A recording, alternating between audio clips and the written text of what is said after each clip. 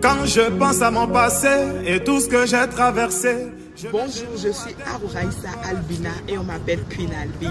Queen Albi qui est une page d'édification chrétienne et de développement personnel au travers de laquelle je partage un message de foi, d'affirmation de son identité et d'intimité profonde avec Dieu.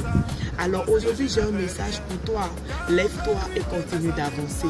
Vous savez, il y a des événements qu'on traverse dans la vie et qui ne nous donnent plus envie de continuer à nous battre.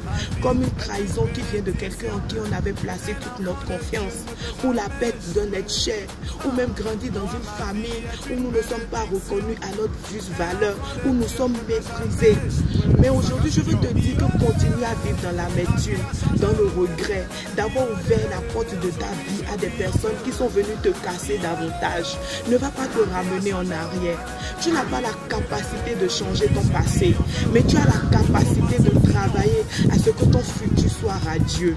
Aujourd'hui, je voudrais aussi partager avec toi l'histoire de monsieur dans la Bible qui m'a beaucoup édifié. On l'appelle David. David qui est un homme selon le cœur de Dieu. Mais la Bible dit qu'à un moment donné de sa vie, il a commis un acte que Dieu n'a pas du tout aimé. Donc dans sa colère, le Seigneur lui a dit que l'enfant qui venait de naître dans sa famille n'allait pas survivre.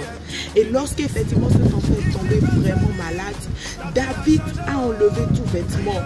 Il est resté couché par terre pendant 7 jours. On a tout fait, l'enfant ne voulait pas être rétabli.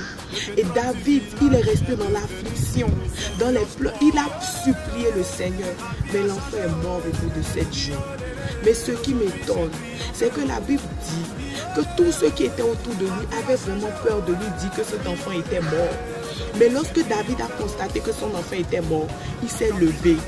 Il est allé changer de vêtements, il a pris une bonne douche, il est allé dans le temple de Dieu.